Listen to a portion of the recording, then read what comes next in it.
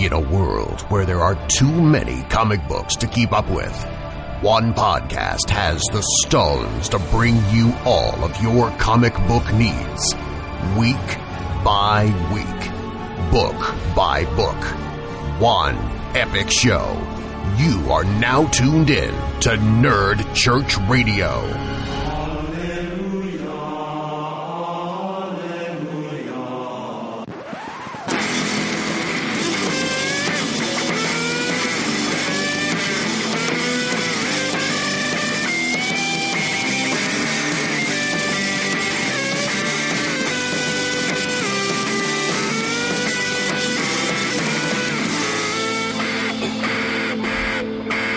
Hello, welcome to NCR DC Communion, episode number 16. I'm your host, Ben Dupé.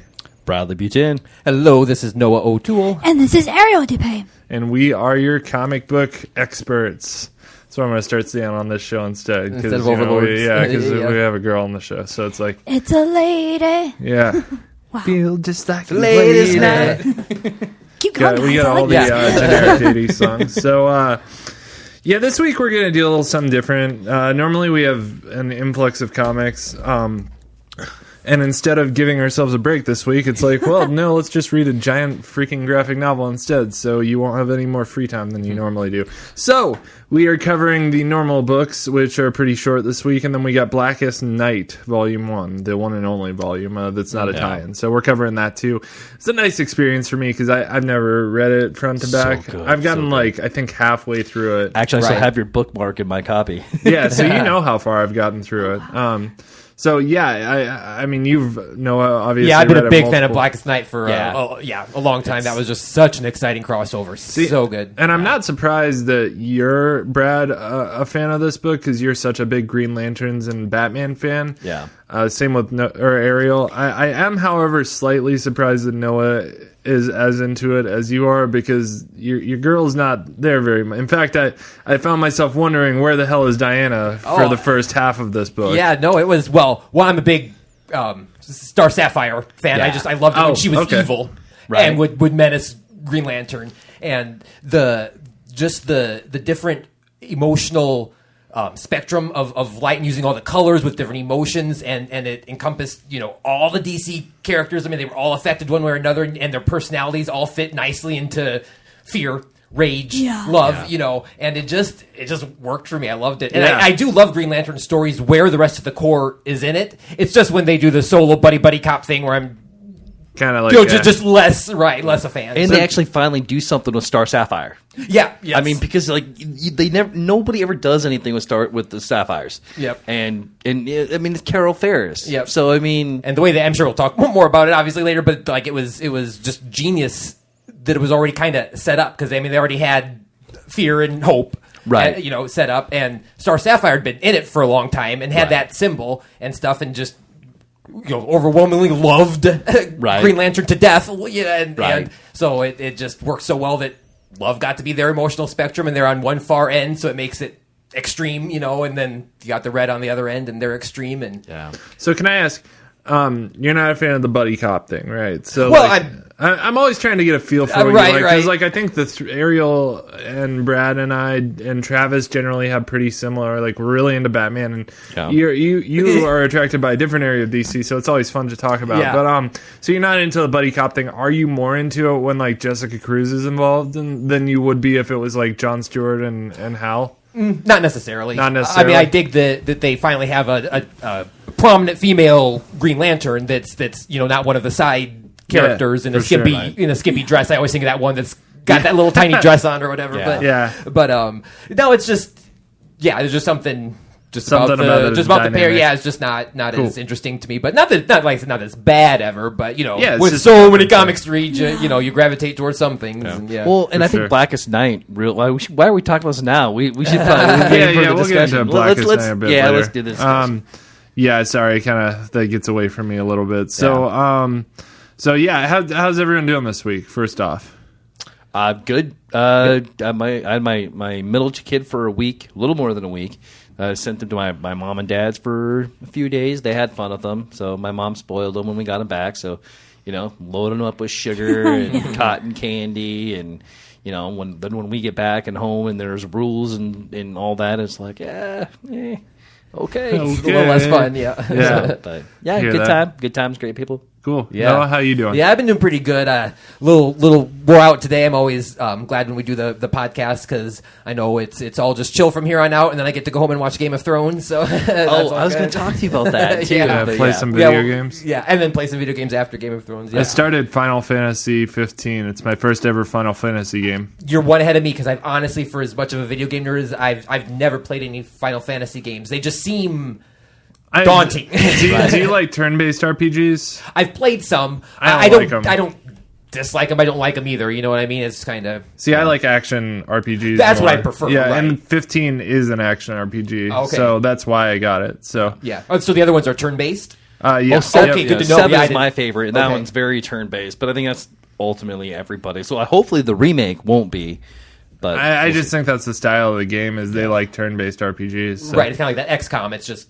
Yeah, that's and just XCOM how it 2, is. they're just turn-based RPGs. I still never played XCOM. That's actually pretty fun, but yeah. Yeah. So how you doing, Ariel? Good. I've been rewatching all 13 seasons of Criminal Minds. Oh my! So, you and my like- mom would get along Oh great. my She gosh. loves Spencer. Oh, Spencer Reed. I love them. I Except love them. The See, like newest the- season, the- I did not like the Spencer in the newest season when they had him in prison for. That was weird, Is but... he the long-haired one? yeah. He's like the super smart one. He's the token nerd. It's like Right. They always gotta have the token nerd on those shows. But he's like really. Is he autistic or is he just extra? He's genius, intelligent. or- He's an eidetic memory. That's it. Yeah, he's got. That's I right. freaking Just like love Barbara it. Gordon. But exactly. Yeah. Yeah. And like the whole time I'm watching, I'm like, yeah, no one's ever going to be able to murder me because I know everything. How'd it be the writers on a show like that? Like, Well, did you know that most of the episodes are based off true cases? Right. Which is terrifying because some Right. of the stuff, so it's like, how do human brains even like get to that point? I don't know. Yeah. Not to get for out sure. dark on this show. Right. Hey, that's what we do. We're We'll talking lighten it about up because Blackest- Harley Quinn Blackest and now. Batman will lighten it up. Yeah. But before we get to that, we do have a little bit of news to cover, so I'm going to jump right into that.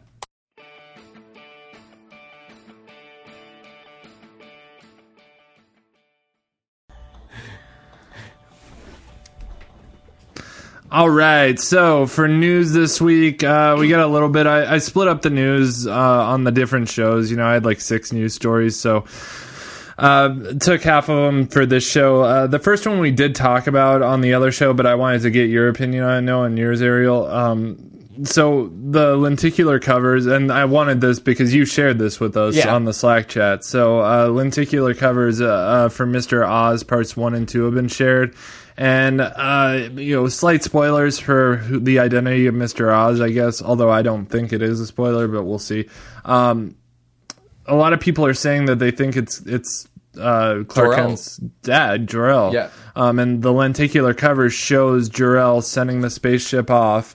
And then the next slide to the lenticular cover is like Krypton exploding and his wife dying, but he's being like teleported away in this blue mystic light that looks like a Dr. Manhattan teleportation type thing. So I don't know, man. I think Jor-El might be alive, but I still don't think it's Mr. Oz. You don't think he's Mr. Oz? No, because I just think like you're having Watchmen come in and you have someone named Mr. Oz. There's just, to me, there's no way that could not be Ozymandias. Like, Right. I don't know. What do you think? I am so honestly undecided that I teeter back and forth. I'm kind of like, oh yeah, it is. It's definitely got to be Jor-El. I mean, look at that. But then I'm like, no, it can't be because I mean, there's a Watchman named Mr. Oz, so that doesn't make sense. But I don't know. I honestly don't really like bringing back. To me, I will say that I hope it's not because to me it's like the worrisome. I mean, like Thomas and Martha Wayne, they work in certain things like a Flashpoint story where you have something really set off. But to bring back a character that has so much power in their death. I mean, that was his catalyst. I mean, was saving his son and all that. It just. To me, it's I don't know, a little less meaningful. Right, for exactly. sure. Yep. Yeah. I don't know. I mean, like when you think of Dr. Manhattan, he doesn't look at time like we do, and maybe it could be something in the fact that at this time now he's deciding to go back and kind of pluck him out of there. Right. That could be. But I just keep thinking if it is Jor-El, why would he want Tim Drake? and Yeah, I mean, I think it's... Unless he's one of the prisoners. Unless Jor-El is one of Mr. Oz's prisoners. Yeah, right. and there that's a possibility too, I guess. There are like shadowed figures shown in that prison, so there's other figures. Hey, can you tilt your mic just a little bit more? Oh yeah. Yeah, really want to a little bit more. Okay. Yep, there we go. All right, sorry about that. Yeah, so I don't know. I think like Mr. Oz's thing is he wants to take key players off the board. You know, he doesn't want Tim Drake there because he's too emotionally attached to everyone else, and he could cause problems. Yeah. Or he's going to be like a wild card or something. Right. So I think like Superman's dad is obviously just as emotionally attached, if not more. So. Right. I think that just the biggest takeaway, whether it is or isn't, is just the fact that Jor-El is now probably alive. You know what I mean? That's kind of a big shock. We do know that for sure. Right. Yeah. I mean, if they do that, kill him. I hate saying it that way, but he'll have to die at the end to make it right. Yeah, you can't keep that's a character like that out. That's why Flashpoint was so cool. It's because like Thomas Wayne was alive, but he never got to meet Batman. And you got that note, which was a really big, so bittersweet. Yeah, and it was just so cool. Like it was literally for certain people, it was a tear-jerking moment. So I think if we got something like that, and Jeff Johns wrote Flashpoint, so I would venture to say that he's writing Doomsday. I think it's going to be something similar. I trust Jeff Johns. So what do you think about this, Ariel? So the only thing that, first of all, I'd be very upset if this was Oz, because I'd be like, you just teased me for nothing, because I want to see Ozymandias back so bad. But one thing that makes me... he is going to be back, though. Well, unless it's Jor-El, and then he's not. Well, but even so, they're bringing Watchmen characters into the DCU, so Ozymandias will be there in some form or fashion, even if it isn't Mr. Oz. Well, it just depends on like the timeline stuff. And the one thing that has me thinking that it could be Jor-El is, remember, I think it's Action Comics last time or whatever, when that voice was helping John through that situation with with all the bad guys. Like, I was kind of confused because I was like, why does Ozymandias care about John this much? Because it was almost tender. Right. The way he was like, don't worry, she's going to be fine. You get in here. Right. Here, let me help you fight. Yeah. And that's something a grandfather would do. That's totally something. Yeah. That is spot on for Jor-El. Agree. I took that scene as like, this is ruining my plans as Ozymandias, but yours makes much more sense than mine. Right. Yeah. It makes me upset, but I can kind of see how it works. I'm like, and the other thing is, I see the Superman cape, because I know how like they like to throw us off, so I was thinking, is this Kara's parents? Then they're just trying to throw us off, like this is 15 years later or whatever, so I guess we just won't know. And so is this coming out before Doomsday? Yep. So I thought... This is in September, yeah. I thought Jeff was like, nothing's happening. Well, no, just nothing with Dr. Manhattan. Oh, so this could just be Oz. So what do you guys think? Like, if Jor-El was it, would you feel satisfied or angered? No, I don't know. I'd be less... Like right now I'm interested to find out what's going to happen, but if it does truly end up being Jor-El, I'll be kind of like you. I'm going to instantly yank my excitement down and like not get my hopes up, because that's not the direction that it makes me excited. And the other thing is, like, all through Watchmen, Ozymandias is orchestrating this amazing like backflip of deceiving people, and like he has strings upon strings on like orchestrating this amazing event. Yeah, that's gonna happen. why I really think Mr. Oz is Ozymandias. Yeah, I makes think sense. this article's way off, but I do think like I don't know. I think this article should have maybe read a little differently, where it's like, there's a big thing here, like there's a big piece of news here, is like Jor-El's possibly alive. I don't know where they get to like, that's Mr. Oz. There's no like connection between Mr. Oz and Jor-El here, so that we know of. Yeah, right. It very well could be, but I don't know. I mean, DC's certainly disappointed before in terms of like, making you think something's something else, but I guess I guess it all depends on how they do it. I mean, like, if it comes out like with the battle armor and helping John, that's really cool. Yeah. But that moment. Still, right, but then it just changes so much of what the fabric of Superman is. Right. Yeah. So we'll move on. We got a little more news. So next piece of news, Doomsday Clock. Jeff Johns on the new Superman Watchmen mashup. So just a little bit more news on Doomsday Clock. It's not much. It's just a quote from Jeff Johns. He said, on the set of Wonder Woman, we talked a lot about it. At the end of the day, we thought, you know what, we're not going to do it. And then the election happened, and then other things in the world happened, and it changed. Suddenly, the whole story just jumped into my head, and I called Gary and said, I just have to pitch this to you because I have this story, and the story is bigger than I thought it was, and it's different than I thought it was. It's more risky than I thought it was. From that point on, Doomsday Clock became a 12-part series, which will debut in November of this year, with Brian Anderson joining Johns and Frank on the creative team. Then he said, once I had Gary and Brian Anderson, I knew we could do the best quality work that we can possibly do. It's all about the quality of the work and the story. Everything came together. It feels like a story we really want to tell, and you'll never see a one-shot or a crossover issue where we see Dr. Manhattan fighting the Justice League. It's just not what the story is about. That's not what we want to do. We're not interested in making this a crossover event. Then he went on to say it's the characters who dictate what we're doing, but when you read Watchmen, there's a structure to it, there's a pacing to it. We're not trying to replicate and do what they did, and the story we're telling is a very different story, but it's certainly a very personal story. It's something about everything: cynicism, opportunity, corruption, lies, and truth. Love, hope, optimism, decay. Are our best days behind or ahead of us? Do people give up? Is it okay to give up when you give up? All kinds of things about how we're feeling. So, I think before he had kind of said the election, but then I like kind of how he expands is other things happen, and I think it's not really even tied to that. It's more just tied to a lot of events in the world happening and just the state of how people are in this world.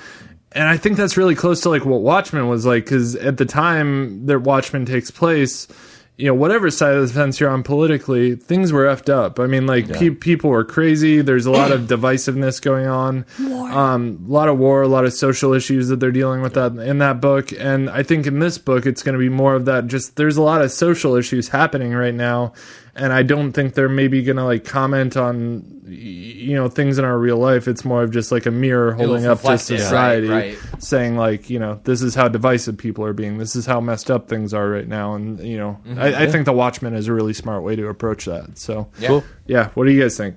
Yeah, I agree. I mean, that's all a lot to take in as far as, what John said and stuff. So I guess just have to wait and see what he brings out. Yeah, literally. Yeah. I trust him though. If there was one writer at DC that I could give Watchmen to, and that I could give this job to, it would be Jeff Johns. I think he's there are other writers Greg Rucka that I love, but I don't think they're necessarily up to the task of doing something so large in scale. Right. I think Johns has proven himself in doing really large events like this. Yeah, I mean Flashpoint. Right. Yeah. Blackest Night. Right. I mean, Yep. I wonder if they've talked to Alan at all about this and gotten his opinions on anything. I've read some quotes, and Alan Moore just sounds like he's done with the comic book genre. I mean, I say he's an unusual person to to begin with, to put it mildly. Right. So, yeah, you never exactly know what you're going to get when you talk to him. Right. Yeah, I mean, he's basically said, I haven't read anything from the superhero genre in a long time. That genre tends to repeat itself a lot. He just, anytime you read a quote from him about this, it's he's not necessarily mad about the fact that they're doing it. He just doesn't care about the genre anymore. And that's cool, man. That's okay. You moved on. You came up with something awesome, and it will be remembered forever. You permanently scarred Batgirl, and you moved on. Yeah, right. Yeah. I think anytime you write for Vertigo or DC or Marvel, anything you write is theirs to do with what they will. So I don't think there's any misconception that they're going to leave your stuff alone if it makes them money. I mean, it's theirs to make money with. That's the comic book world, right? Yeah. So I mean, he knew what he was getting into. Right. So last piece of news I have is they cast Raven for the live action Titans show. And that's pretty exciting. Although I don't know much about this girl they got to play him, Tegan Croft. She's a young Australian actress. Yeah, and she doesn't have a very big IMDb page. I mean, she's from the Osiris Child. which is Science Fiction Volume 1, The Osiris Child. I have no idea what that is. Must be an Australian thing. Yeah, and then there's one called Home and Away, where it looks just like a feel-good movie. I could be wrong on that. I don't know. It looks like a movie. Yeah. I'm not too concerned on who they cast for the parts for the most part. I'm just so excited for a live action. I think that the one casting that has to be perfect is Dick Grayson. Probably, if you had it right. But I mean, like, I think everybody else, you can fill in with a lot of more unknowns, but they have to have at least a semi-known somebody for Dick Grayson, like Steve McQueen. You got to have somebody to headline. I mean, a name attached to it. It's just how Hollywood is anymore. But I think they're going younger. I mean, it seems like they're going younger, so like young Teen Titans. Teen Titans. Right? Yeah, right. I think we'll see probably Nightwing and I hope Starfire as more adult-like figures. I hope so too. And then get the younger teens. Yeah, because you have to have that sex appeal for with Starfire and Dick Grayson. I love them as a couple. Yeah. The chemistry between the two. Yeah, man, I dig it. She's got the look for sure. I did see a picture of her, and she does look. Yep, she's got short hair. I feel like if you dye it black and red, you're good to go for if she's got the acting chops. So, yeah, cool. I dig it. But other than that, that's all we got for news. So I'm going to move on to some book reviews.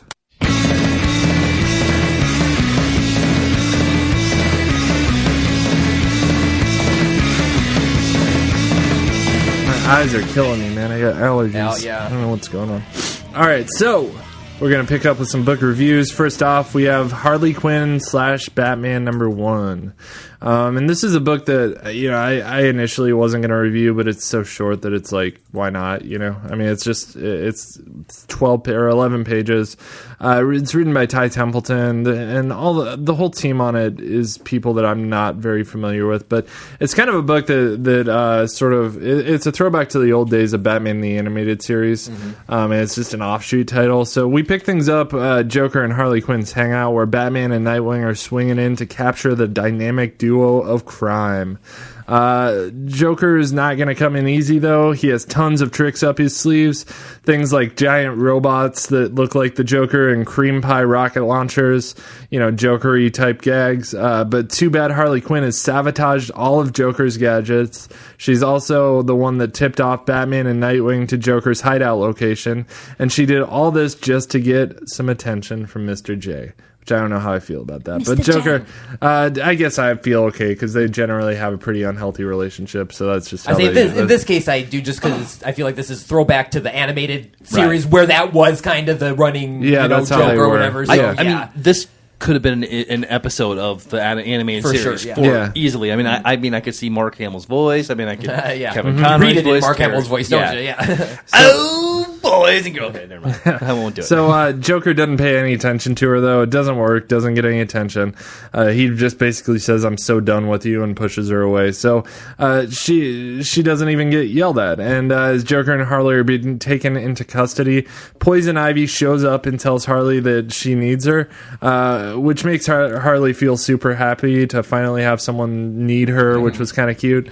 Then Poison Ivy and Harley ride off into the sunset on some plants, and we're probably going to get a face-off between Poison Ivy and Batman and Harley Quinn and Nightwing next issue. Yep. So that was it, and it was a hell of a ride, man. I had fun. It was a good time. So. I want to know your thoughts. Poison Ivy and Harley Quinn going to be in Riverdale next season.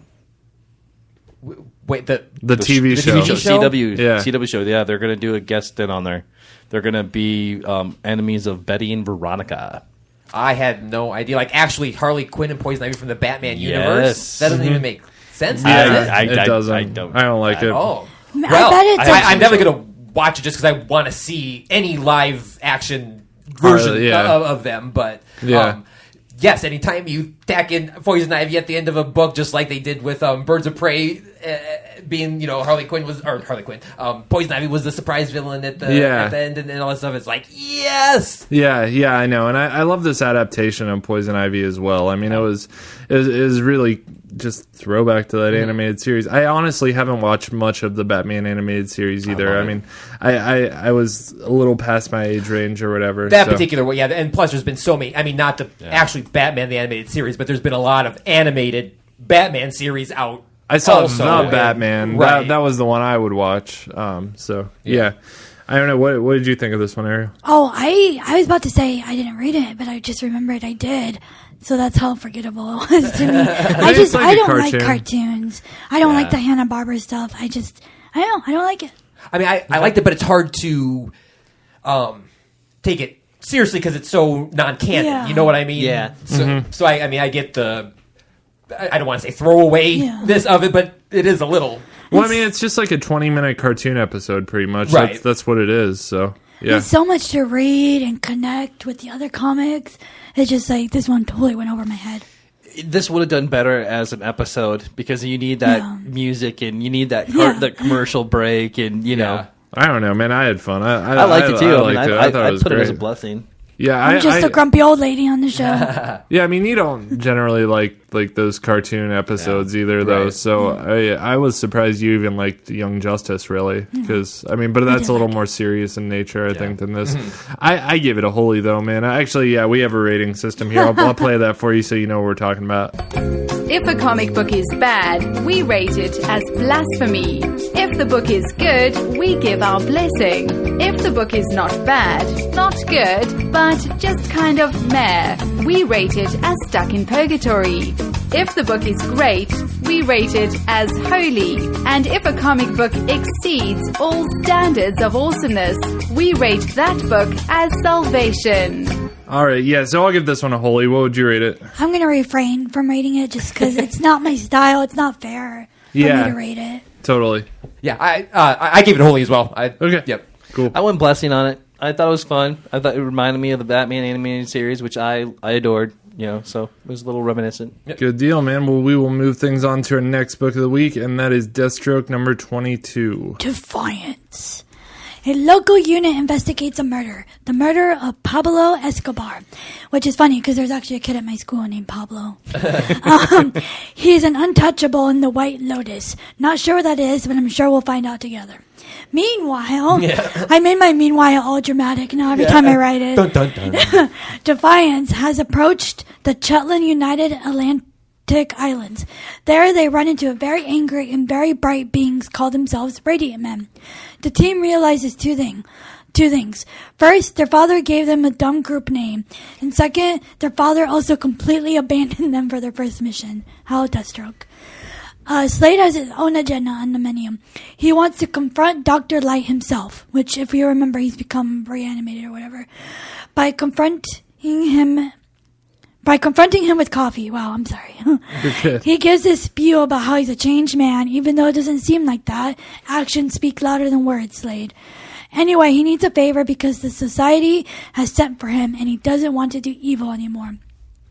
Defiance is reminiscent of the Teen Titans when they first started. Like, they sucked working together. One tried to lead it, but I don't know. It just didn't work. Jericho finally takes the lead and delivers a pretty decent plan. Quick insert of Hmong history and a hint of gang war about to break loose. So there's like, did you understand the gang stuff going on? No. Because it just kind of popped out of nowhere. Despite some pretty tough opposition, with the help of an old friend, Defiance is able to succeed and be the heroes. Little do they know their help is at high cost, literally. So I'm still really annoyed with this Deathstroke's a changed godly man because he created chaos so the Defiance team can have practice, and then he's like charging people for their thing. So like I don't know why he's telling the reader he's a changed man. I understand if we see him like talking about it to other people only, but we have clips of like him talking to himself like, oh, I saw something that changed myself. No, you haven't. You're still a douche. Yeah. But it was a good issue, and I like it. I don't know. Their costumes are really dumb. Yeah, that's been my main complaint too. about them. Yeah. White costumes, no dirt. When Yeah. you're doing all Yeah. these fights, I really like Jericho and Rose. I like the team members. I like the individual team members. Yeah. I agree with you. Yeah. and they do like- make a cool super team. And they do make it Yeah. right. Not this way. And I kind of talked to in my review how like I hope Priest focuses on them and their relationship and not just fighting. Because the team members are really, really cool, especially since we have Wally now. Like I feel like we could do some really great stuff with that. But I don't know. I don't care about Slade. I'm in it for the team. Yeah.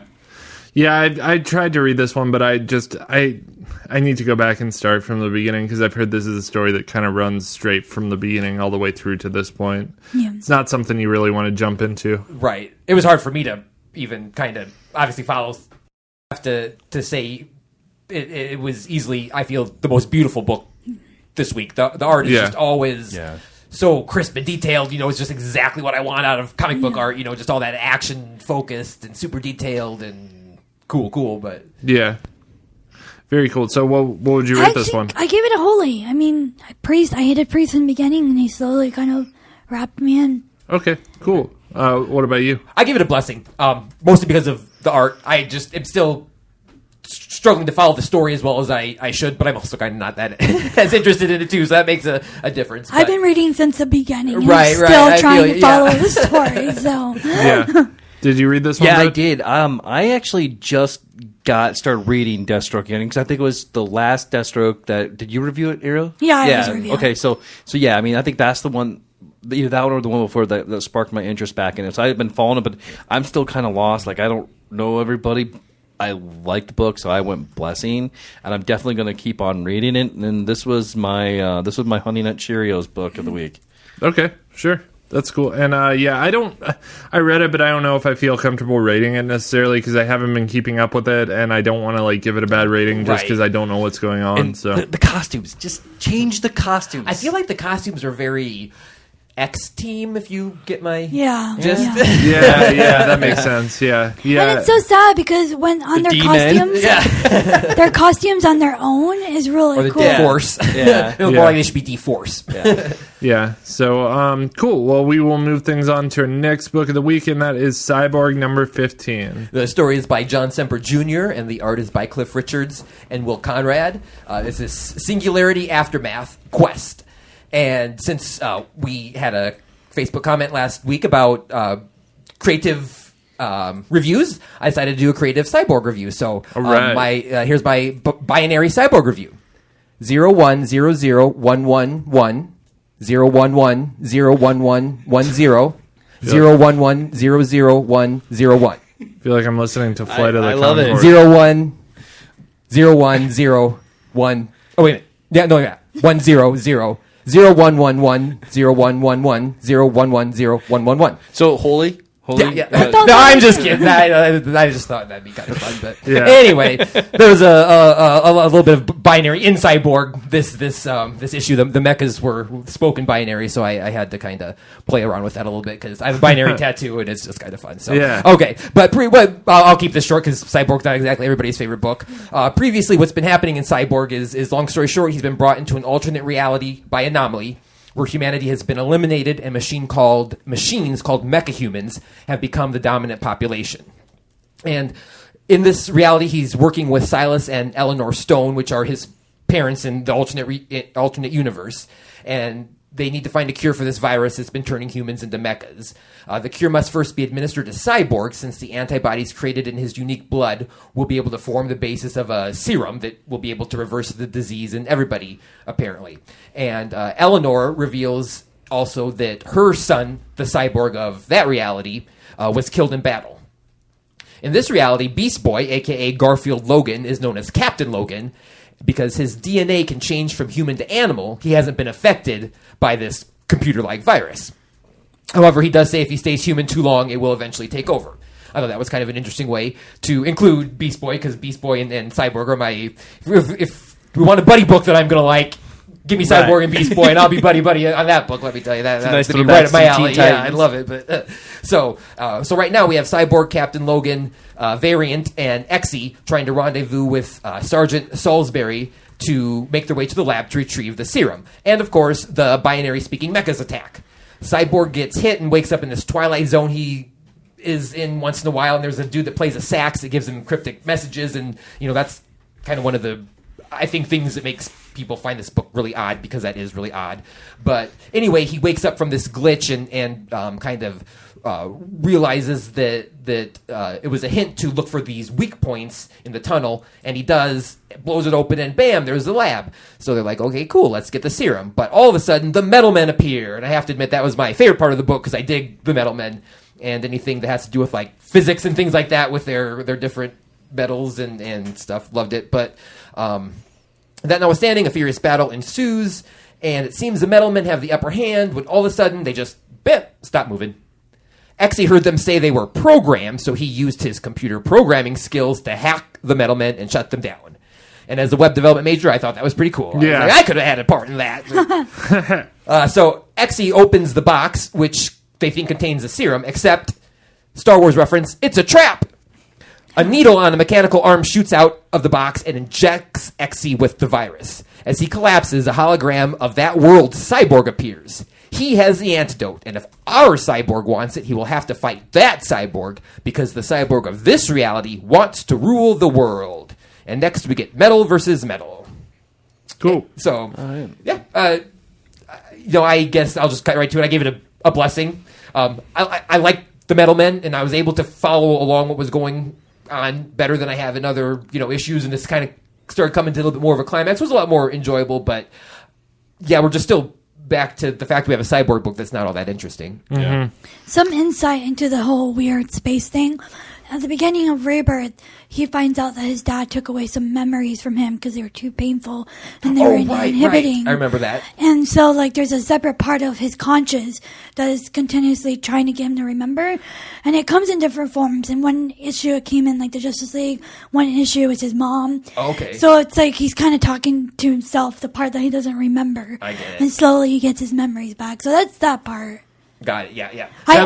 The guy was his name is Blue, and he was blind, and he played a saxophone, and I was like, okay. Yeah, shows up in different forms, which it's so weird because there's so much cool aspect to this book, and yet it still runs flat. Cyborg's just so flat, and I don't know if it's the writer, because some of the stories would be cool. It's not being executed well. Right. Well, I feel the story has potential. I mean, I like the virus. I mean, that makes sense for a cyborg character to do with a virus, and I just think it's creative that Beast Boy's DNA is less susceptible to it. There's some good things in it. It just, he needs more team isn't as exciting as it could Maybe be. That could be. Yeah. Cyborg can't hold something on his own yet, I don't think. I mean, I think he deserves it, but I don't think can. Do you feel if Jeff Johns wrote Cyborg, that he would?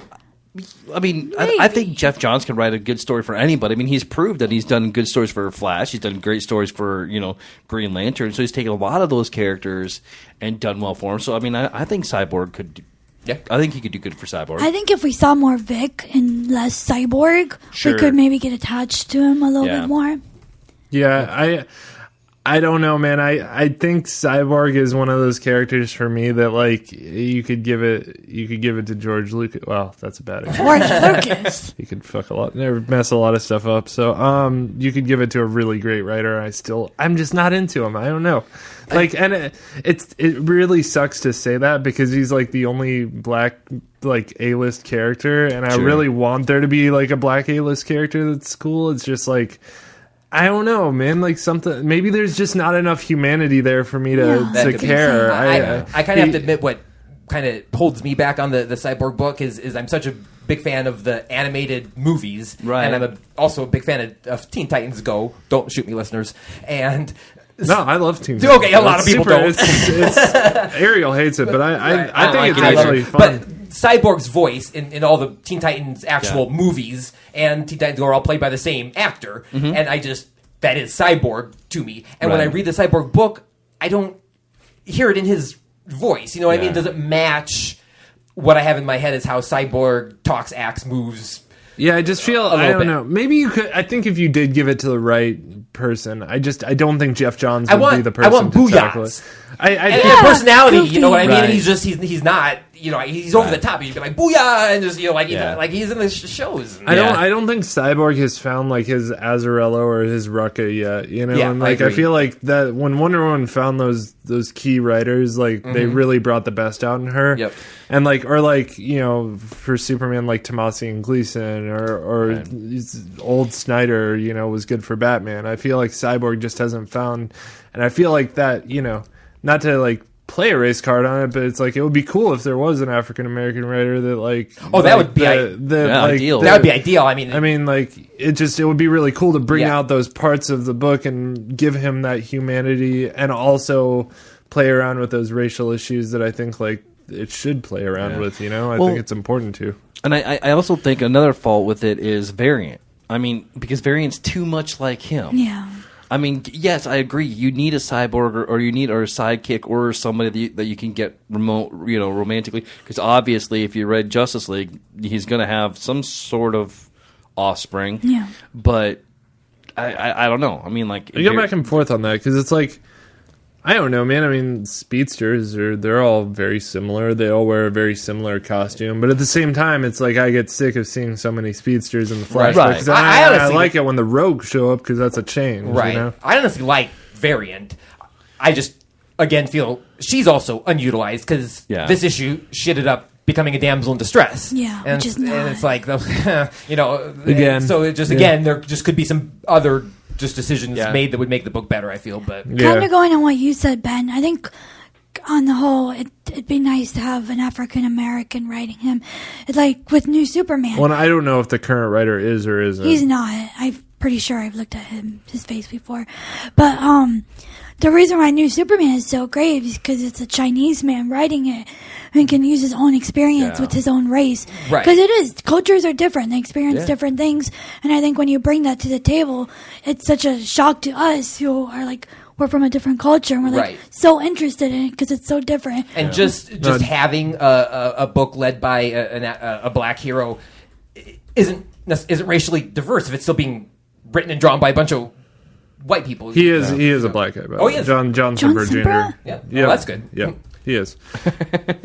Not that I'm. We had no idea not- because we were just talking about ways to again, make Cyborg better, but It's like I loved it when Gail Simone wrote for Batgirl because like she was a She had a woman great who's understand, written a lot of really great like feminist stuff. You know, Gail like, Simone wrote strong- Wonder Woman great as well when she had a Yeah. stint on that. Yeah. I mean that's it's- exactly. Yeah. It's just about bringing those things out in the comics. So what do we got for ratings on this one? I gave it a blessing. Blessing. Blessing. Yeah, I'm not gonna rate it because I'm not. I read it, but I didn't really keep up with it too well. So It's hard follow. yeah, so we'll move on to our final book before Blackest Night, and that is Injustice 2, number 7. Written by one of my favorites, Tom Taylor. Mourning for Ted Kord, an angry Jaime confronts Batman, but Bruce quickly puts the kid in his place and hints at a promise of revenge. Following is a very inappropriate gesture of love, as Ollie proposes to Canary at the funeral. But hey, they realize life is short. We get a very confusing but sweet moment between Canary and Ted. Wait, what? Hopefully that explains itself later. Did any of you catch that? Like, it was Ted, but he's dead. Ted Kord. Yeah, wasn't that Ted? I didn't read Injustice. Oh, Ted- okay. Ted- You the guys one read I it? didn't do. I'm sorry. Oh yeah, I don't know. In the Injustice universe, is he dead? Yeah, He got just that. died last That Oh, terrible okay. Blue Beetle thing when cried. and Booster Yeah. Gold was like, "I'll be there at the end for you, buddy." Oh, God. Yeah, no, I didn't read that. No, so yeah. Yeah, Did you read it? I read it. Okay. Yeah, but I was lost. Okay. I was lost. So yeah, I'm looking. Well, this I'm, is for myself then. So I'm looking back through it just to refresh my memory. But yeah. Well, I'll keep going. A very adorable Connor, I love Connor, his little He's blonde awesome. hair, is practicing being a ring bearer outside the cathedral, and Uncle Bruce sets him up for a hilarious Lord of the Rings joke. You guys should read this. Suddenly, Bruce has to pull a runaway bride and leaves the ceremony. As if Damien couldn't get any worse, Bruce catches him grave robbing Alfred's body. Turns out the grave robbing was just a ruse to get Batman away. Now the rest of the Suicide Squad is about to ruin Canary's wedding day by, well, blowing it up. And I thought losing my heel during my wedding was bad. Yeah. Batman tries to warn Babs, but it's too late as the squad is already wedding crashing. Jefferson tries to rush the kids away from the scene, but gets bombarded by squad members, and the little ones are kidnapped. Wow, even for the Suicide Squad, that's pretty messed up. It also looks like Pennyworth will be reborn. Fantastic. I know you're not into the whole Otherworld Right. thing, but holy crap. Like, out of all the books this week, this is the one that, like, I could read twice or 3 times. It was so good. And it's funny because, like, if you remember, Connor just got injected with that tracking device. What Oh, a yeah. coincidence, because he just got kidnapped. Like, I loved him. Yeah, you know what? I did not catch that. Yeah. That little, Like, I forgot all about it. But And yeah. then, for the Lord of the Rings joke, I'll just tell you guys, they were like, he's practicing being a ring bearer, and he goes up and one of the guys is like, "What do you do with the ring?" He's like, "Throw it into the pit of fire." And I was in tears laughing so much because I love the Lord of the Rings. I give this a 10 out of 10 Salvation. Oh, awesome. Very nice. Very cool. Awesome. Well, did you want to rate it? Holy. I went Holy. I really, Okay. I must have missed an issue somewhere in there. So, but I mean, it was good. Anything with Green Arrow and Black Canary getting married, I'm gonna have my vote. And Connor Hawk. Connor's really cool. So Jim is kind of the only one that ever messaged me ever. If you read this and you know if that's Ted Cord, please message me. Okay. Cool. Because I'm Sweet. confused. Well, we got 15 minutes left here, so we will talk about Blackest Night. We talked about it a little bit at the beginning of the episode, but we'll go into it now. Obviously, we're not going to do a hard recap on this. I think we can just kind of keep it open. But the general outline to this book, and if you're a DC fan, chances are you've read it, is the Black Lanterns try to take over the universe, and pretty much everyone else in the DCU has to stand up against them and defeat them. And they're led by Necron, Black Hand and Necron. Yeah, well, really Necron, but Black Hand's a gate. Team Necron. Yeah. So they're like cohorts, I guess. I mean, I think like my favorite thing about this book was seeing like how Batman was used in it, just because it was like you kept looking for that Batman Blackest Night, or I did, or that Batman zombie, and like right when he shows up, it's like a double splash page, which there's tons of just beautifully drawn double splash pages. In that this. could be posters. Batman was used as the tether, to get an emotional reaction, right, out of from the other people. heroes, and then because the Black Lantern rings at first reanimated all the superheroes who have died over the years, which is just super cool to just get to see these characters that might have been gone for 10 years, because we hadn't hit New 52 or anything yet. So I mean, we had decades.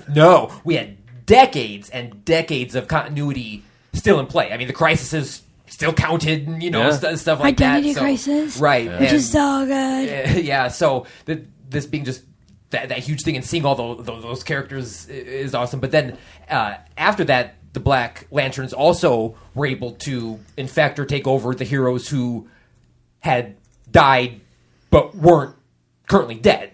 Superman, for example. Obviously, he's killed by Doomsday. We all know he comes back, and he was.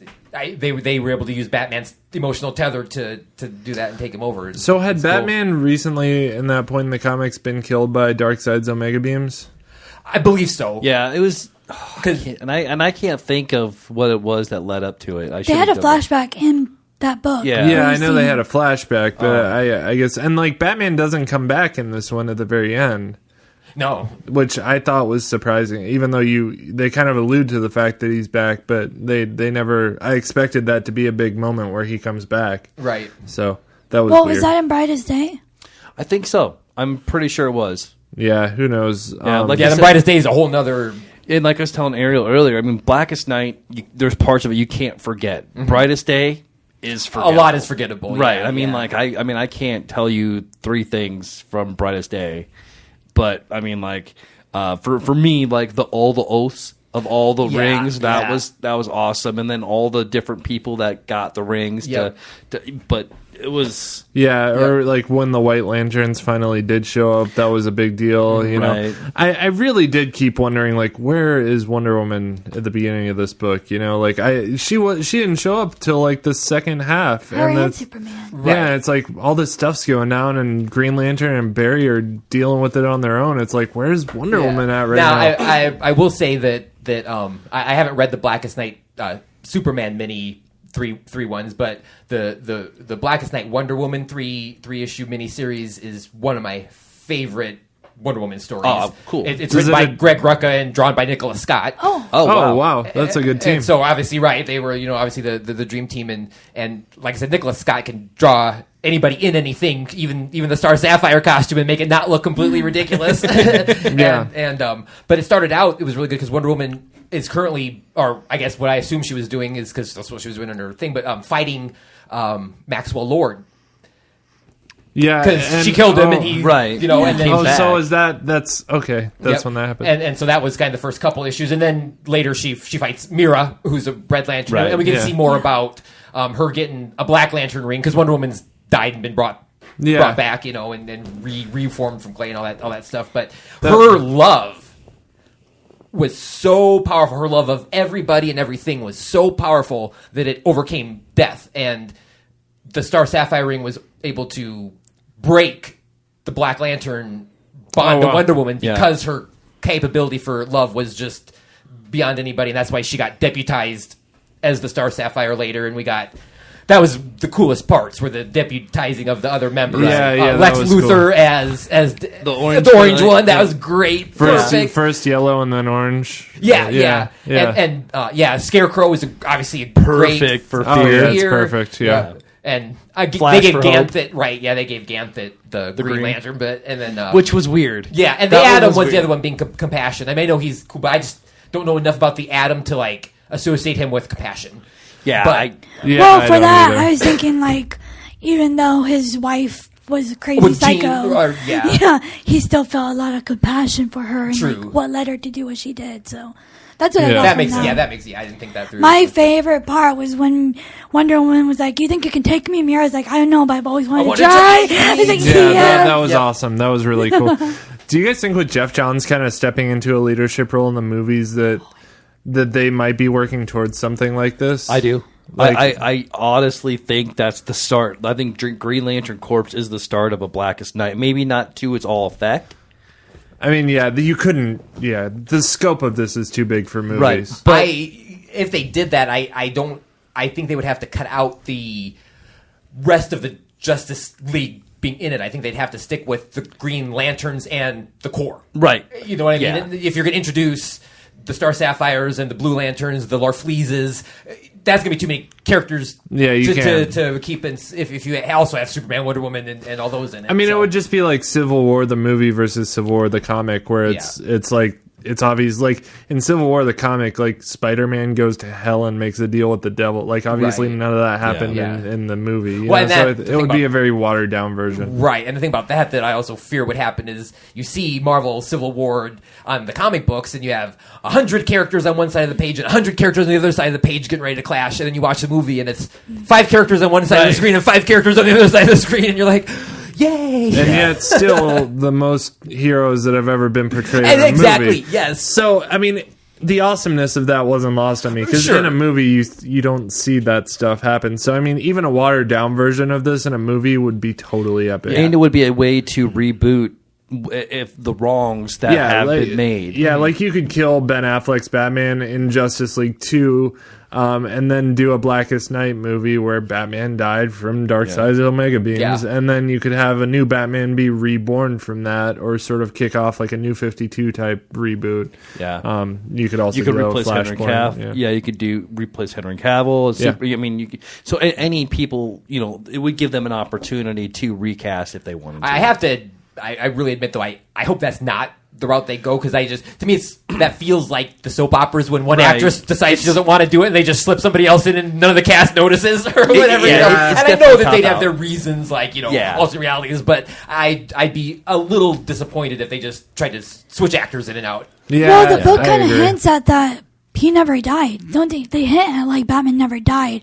Because who is he was just lost in time, I think. Right, he had some reason that he... Right, yeah. Because Tim Drake was like, he's not dead. He's not dead. Yeah, and I think that's what that ended up being, was he was lost in time. But getting back to the comic, or the graphic novel, I don't know, man. There's just so much here. Like I was telling you guys earlier, I feel like I would benefit from a second or a third reading, because so many things happen. That's one of the ones I do go back and just read every once in a while. And if you're a Green Lantern fan, the books before this, the Sinestro War, and even things before it and after that, they all lead up to this. I mean, like, he had this bits and pieces sprinkled for the past several years, leading up to this. I can't find Sinestro Corp Wars. I cannot find it anywhere. I think I have a graphic novel, but I'll I have saw to it double at check. Half Price Books. Oh, is it? Yeah. Last Well, time I it checked, was, last time I checked there, they didn't have it. But that is one that I want to read, because I heard. I mean, I heard that is just as good as Blackest Night as well. But Green Lantern: The End, which is Jeff Johns wrote Green Lantern, New 52. He wrote the first 4 graphic novels, and he called the 4th one The End, and that's his final one. And it's almost shot for shot as epic as this. I mean, you have all those double splash pages of all of the lanterns, and like you know, it's like you get the sapphires, you get the hope. I mean, it's like just a giant fireworks show of Green Lantern. Yeah. well, and lanterns. Johns has stated that he is a big Green Lantern fan. Oh yeah, you know. I mean, you read that, you know he is. So yeah, This is my Batgirl. You know how you have that book that just changed everything for you for Batgirl? Yeah. This is my Batgirl.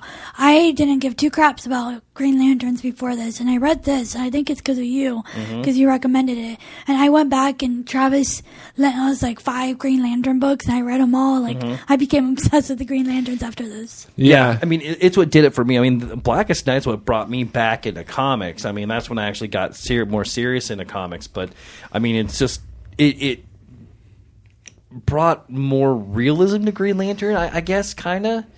I don't know. I mean, you know, It made it more important. Like it, you know, we joke about how terrible the Justice League is now and stuff like that, because they go up against all these alien, otherworldly things. They're just going to destroy the world, and it always falls flat because they're always just not real threatening. And like, he literally wrote something where you feel the DC universe is in peril. You know what I mean? Like.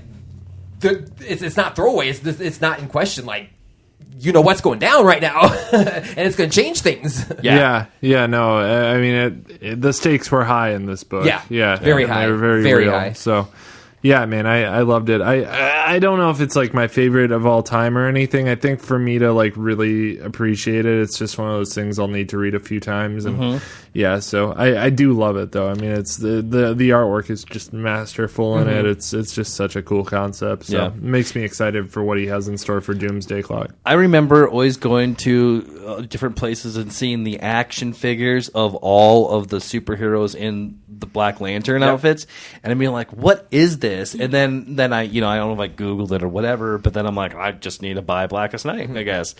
But yeah, so yeah, I think I don't know. Do you guys want to rate this one or what? Salvation. It's easy salvation. Yeah, easy salvation. So yeah, go buy it.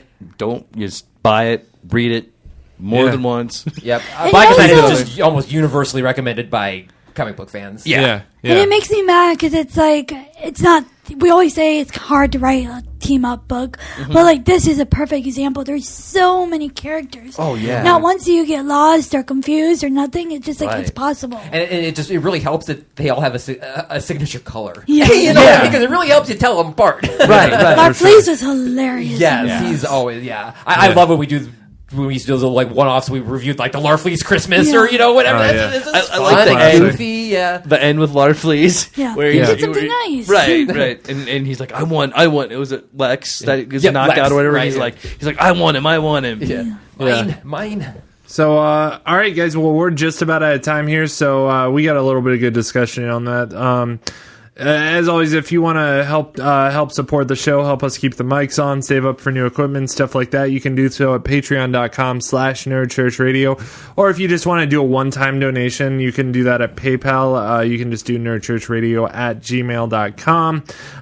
If you want to find us anywhere, we're on all forms of social media at nerdchurchradio. And if you want to find me on Twitter, I am at IndieComicBen. Where can we find you, Brad? I'm on Twitter as well at nerddad_Brad.